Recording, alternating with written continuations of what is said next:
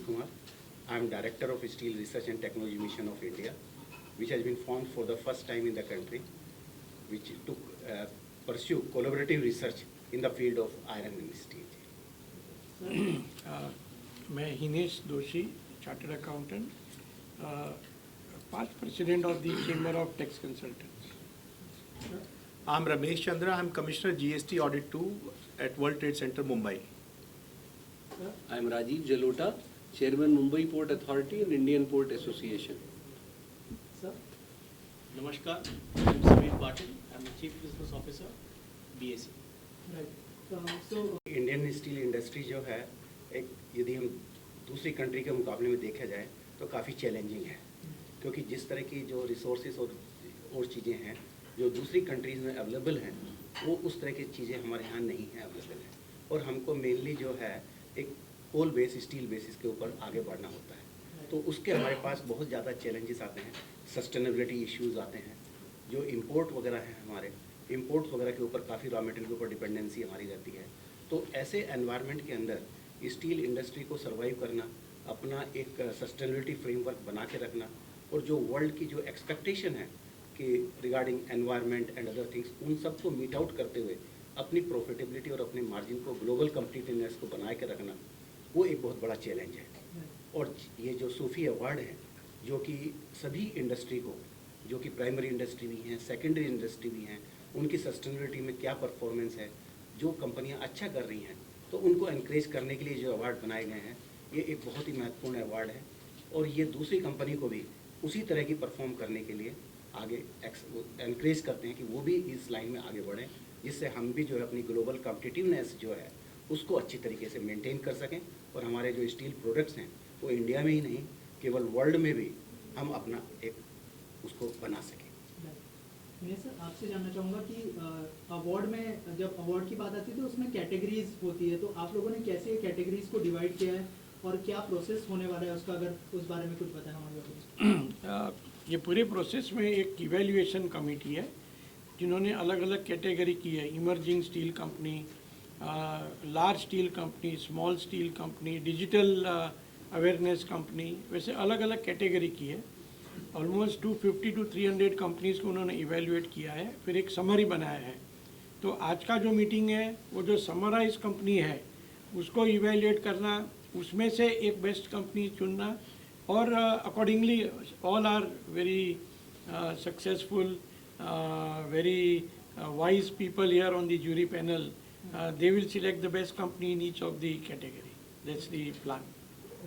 Sir I am sure बहुत सारी companies होगी, बहुत सारे लोग होंगे चुनने के लिए, क्या क्या क्वालिटीज देखते हैं जो स्टील इंडस्ट्री एक बहुत बड़ा सेक्टर है, उसके अंदर स्मॉल, मीडियम, लार्ज एंटरप्राइजेस की बहुत बड़ी रेंज है और उनकी कैपेसिटीज़, कैपेबिलिटीज़ बहुत डाइवर्जेंट है।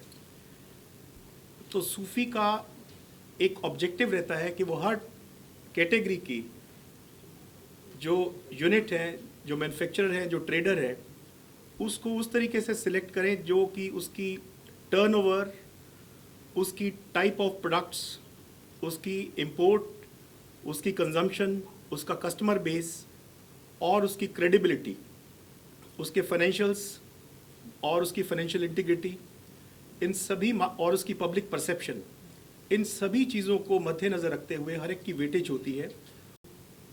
उसकी फाइनेंस की क्वालिटी और उसकी वैल्यू जो डिलीवर करती है वो कस्टमर को, ओवरऑल कस्टमर सेटिस्फेक्शन की क्वालिटी।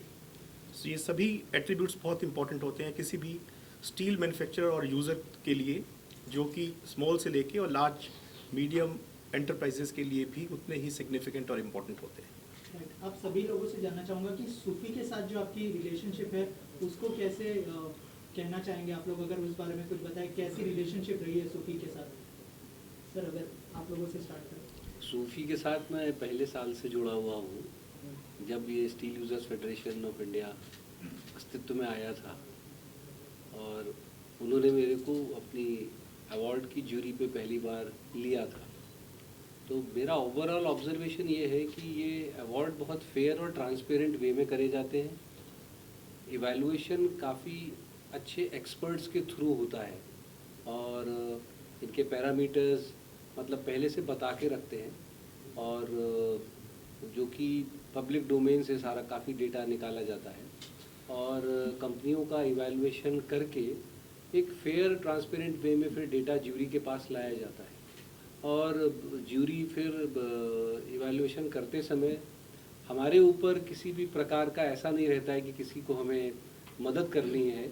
एक बिल्कुल ही हम न्यूट्रल मैनर में ज्यूरी बैठ के ये काम करते आए हैं अभी तक हर साल, और ये अवार्ड होने की वजह से पहले साल हमने देखा था कि कम इंडस्ट्री आए थे, लेकिन आज जो हम देख रहे हैं कि मोर देन 250 यूनिट्स आए हैं, तो इसका मतलब ये है कि इस अवार्ड के लिए कंपटीशन बढ़ा है, और इस अवार्ड को जीतने का महत्व कंपनियों को पता लग गया है, और इसमें आपस में कंपटीशन बढ़ेगा, और इंडियन स्टील इंडस्ट्री को आगे बढ़ने में ये अवार्ड बहुत मदद करेगा। और इस बार तो उन्होंने आत्मनिर्भर भारत अवार्ड और ESG रिलेटेड क्राइटेरिया को भी इवैल्यूएट किया है। ये स्टील इंडस्ट्री को और मॉडर्नाइज करने में और इंपोर्ट सब्स्टिट्यूशन के लिए भी बहुत हितकारी होगा। समीर सर, सूफी के साथ जो रिलेशनशिप है उसको कैसे देखते हैं आप? BSE एक 147 इयर्स ओल्ड संस्था है और एशिया का सबसे पुराना एक्सचेंज है। BSE ने 2018 में कमोडिटीज़ चालू किया, तभी सूफी के साथ में हमारा MOU हुआ था। हम अभी 147 इयर्स में 11 करोड़ इन्वेस्टर्स का हम लोग महत्व समझ रहे हैं और उनका जश्न मना रहे हैं। साथ ही साथ ये एक बहुत बड़ा प्लेटफॉर्म है। आज BSE का जो टेक्नोलॉजी है, जो वो वर्ल्ड्स फास्टेस्ट टेक्नोलॉजी है with a response time of 6 microseconds. तो ये जो स्टील इंडस्ट्री को ये फ़ायदा होने वाला है BSE प्लेटफॉर्म का, और BSE को सूफी के तहत ये MOU के थ्रू जो फ़ायदा होने वाला है, इस प्रकार का फ़ायदा है कि BSE एंड यूजर्स तक पहुंच सकते हैं सूफी के थ्रू, और सूफी उनको हेजिंग के लिए, मतलब भाव जोखिम के विरुद्ध अपने आप को कैसे सुरक्षित रख सकते हैं, वो आके स्टील यूजर्स, स्टेक होल्डर्स ये प्लेटफॉर्म पे आके अपने आप को भाव जोखिम के तहत भाव सुरक्षित कर सकते हैं और इसका फ़ायदा उठा सकते हैं। आपने हाल ही में देखा होगा कि बहुत यूक्रेन रशिया वॉर की वजह से बहुत सारी वॉलेटिलिटी थी मार्केट में, तो इसके चलते क्या होगा, एंड यूजर्स को एक प्लेटफॉर्म मिलेगा कि अगर प्राइस ऊपर जाती है या नीचे आती है तो अपने आप को कैसे हेज करे, रिस्क कैसे मिटिगेट करे। ये BSE के प्लेटफॉर्म, सक्षम प्लेटफॉर्म के थ्रू ये लोग उसका फ़ायदा उठा सकते हैं। और सूफी के साथ हमारा बहुत ही अच्छा योगदान रहा है। हम लोग ने बहुत सारे इवेंट्स के, इनफैक्ट ये जो स्टील कॉन्ट्रैक्ट जो है, बिलेट स्टील कॉन्ट्रैक्ट, ये हम लोग कोविड के दौरान लॉन्च किया था, and we are thankful that because of Sufi and because we launched this contract in July 2021 and Shri Sajjan Jindal had launched this contract। और रायपुर ये डिलीवरी सेंटर है हमारे पास, और बहुत सारे कॉर्पोरेट्स आगे आके अपने आप को प्राइस वॉलेटिलिटी के अगेंस्ट हेज करना चालू कर दिया BSE प्लेटफॉर्म पर। फिजिकल डिलीवरीज हुए, एक्चुअल फिजिकल डिलीवरीज हुए कॉन्ट्रैक्ट्स में, तो at the end of the month ये कॉन्ट्रैक्ट्स फिजिकल डिलीवर हो जाते हैं।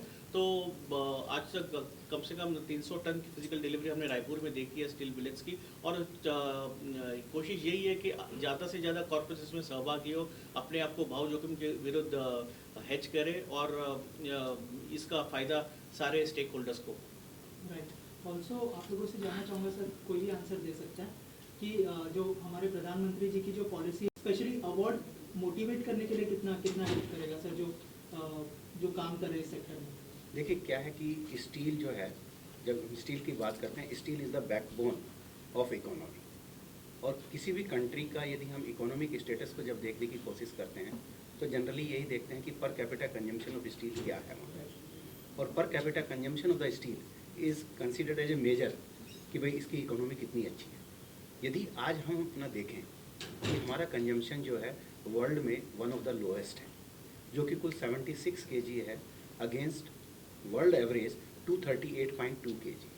तो इससे पता लग रहा है कि हमारा स्टील इंडस्ट्री के अंदर कितना बड़ा अभी गैप अवेलेबल है और कितनी बड़ी अपॉर्चुनिटी अवेलेबल है। तो आज जो प्रधानमंत्री जी ने गति शक्ति प्रोजेक्ट चालू किए हैं, इंफ्रास्ट्रक्चर प्रोजेक्ट चालू किए हैं, उसमें मैक्सिमम जो है सब जगह स्टील का यूज़ होगा। नए नए प्रोडक्ट्स की ज़रूरत पड़ेगी, नए नए टाइप ऑफ स्टील की ज़रूरत पड़ेगी। और जब हम इस तरह के इस अवार्ड फंक्शन करते हैं, सूफी अवार्ड, जिसके अंदर हम बोलते हैं कि डिजिटलाइजेशन लेके आना है, हम बोलते हैं कि इनके अंदर जो है सस्टेनेबिलिटी इंप्रूव करना है, क्वालिटी इंप्रूव करना है, प्रोडक्ट डेवलपमेंट करने हैं, तो ये जो स्टील जो है 5 ट्रिलियन इकोनॉमी का जो हमारा टारगेट है, उसमें ये एक बहुत बड़ा स्टील सेक्टर का योगदान रहेगा। जब तक स्टील सेक्टर आगे नहीं आएगा, वो 5 ट्रिलियन इकोनॉमी के ग्रोथ को भी अचीव करना बहुत मुश्किल है, because everything is linked with steel consumption. Sir और कोई ऐड करना चाहेंगे इसमें? नहीं डॉक्टर, सेक्टर की ग्रोथ तभी होगी जब इकोनॉमी की ग्रोथ होगी, और ये दोनों कॉम्प्लीमेंट्री हैं। और स्टील का पर कैपिटा कंजम्पशन जैसे उन्होंने बोला है कि अभी इंडिया में काफ़ी कम है, और सरकार का फोकस अभी कैपिटल एक्सपेंडिचर और इंफ्रास्ट्रक्चर डेवलपमेंट पर है। और इससे उम्मीद ये है कि स्टील इंडस्ट्री इंडिया की बहुत आगे बढ़ने वाली है, और इस तरीके के अवार्ड्स जो हैं वो इस स्टील इंडस्ट्री की ग्रोथ में पूरी तरह से मदद करेंगे। और 5 ट्रिलियन इकॉनमी का जो हमारे प्रधानमंत्री जी का सपना है वो जल्दी से जल्दी पूरा होगा, और उसमें स्टील इंडस्ट्री काफ़ी बड़ा सहयोग देने वाली है। सर क्या मैसेज देना चाहेंगे जो स्टील इंडस्ट्री अब तक जुड़ी नहीं है और आगे जुड़ने वाली है? मुझे लगता है बहुत सारे लोग जुड़ेंगे, तो उनके लिए क्या मैसेज होगा आप लोगों की तरफ से? देखिए, ये steel user federation award made beginning in 2017. This is the 5th successful year where this organization has grown from strength to strength, and the number of the participants that has gone up to 256. क्योंकि इस संस्था का बड़ा महत्व है, जो हमारी infrastructure, जो पाइपलाइन इन्वेस्टमेंट, जो हमारा इंफ्रास्ट्रक्चर पाइपलाइन है, उसमें सबसे ज़्यादा अगर कोई महत्वपूर्ण आइटम होगी तो वो स्टील होगी। वो अलग अलग टाइप का स्टील होगा, जो कि हमारी क्रिटिकल इंफ्रास्ट्रक्चर, जो हमारी transportation infrastructure, capital goods infrastructure, logistics infrastructure और तमाम तरीके की इंफ्रास्ट्रक्चर के लिए एक इम्पॉर्टेंट रोल अदा करेगा। तो इसमें मुझे कोई शक नहीं है कि steel user federation of India, जो ये संस्था इतनी इस मुकाम पर जो आज पहुंची है, ये ना केवल एग्जिस्टिंग स्टील यूज़र के अलग अलग जो भी स्टेक होल्डर्स हैं उनको प्रेरित करेगी, बल्कि आगे आने वाले समय में ना केवल राष्ट्रीय बल्कि अंतर्राष्ट्रीय स्तर पर भी एक अपना बड़ा मुकाम हासिल करेगी। सर ने ऑलरेडी सब कवर कर लिया, अगर कोई कुछ मैसेज देना चाहता है तो प्लीज। देखिए क्या है, स्टील भारत जो है Bharat is a mineral rich country, resource based country, और इस कंट्री के अंदर जो है आयरन स्टील इंडस्ट्री के अंदर प्रॉस्पर करने की बहुत बड़ी अपॉर्चुनिटीज़ हैं। हमारे पास प्रचुर मात्रा में आयरन ओर है, लाइमस्टोन है, मैंगनीज ओर है, कोल है, और लेकिन ज़रूरत है कि इसको एक प्रॉपरली यूटिलाइज किया जाए। जो हमारे मोदी जी का भी, आदरणीय मोदी जी का जो हमारा सपना है कि हम जो भी चीज़ बनाएं अपनी स्वदेशी टेक्निक से बनाएं, स्वदेशी रॉ मटेरियल्स के थ्रू बनाएं। और जब हम ये इस तरह के अवार्ड अपना करते हैं, उसमें हम सब चीज़ को देखते हैं कि इनका ESG क्या है। जब हम ESG की बोलते हैं, एनवायरनमेंट, सस्टेनेबिलिटी एंड गवर्नेंस, और जब एनवायरनमेंट सस्टेनेबिलिटी में हम आते हैं कि किस तरह से वो और को यूटिलाइज कर रहा है, किस तरह से माइनिंग कर रहा है, और किसके क्या पैरामीटर्स हैं, तो उससे एक दूसरे को लर्निंग भी मिलती है कि भाई यदि ये इसका ESG फैक्टर इतना आ रहा है तो मेरा क्यों नहीं आ सकता, मैं क्यों नहीं कर सकता। तो एक इसमें जो है कंपटीशन भी बढ़ता है, और जितना कंपटीशन बढ़ेगा उतना हमारे लिए अच्छा होगा कि स्टील इंडस्ट्री, क्योंकि हमारा तो उम्मीद ये है कि जिस तरह के हमारे पास रिसोर्सेज अवेलेबल हैं, India is a right place to become a hub for steel industry, and in time to come this will see a good growth. और हमारा कंजम्पशन जो है डेफिनेटली जो आज 76 kg है, नेक्स्ट 10 ईयर्स में हमारा टारगेट 158 kg का है, but we will be at par with global best countries. Thank you so much. Thank you.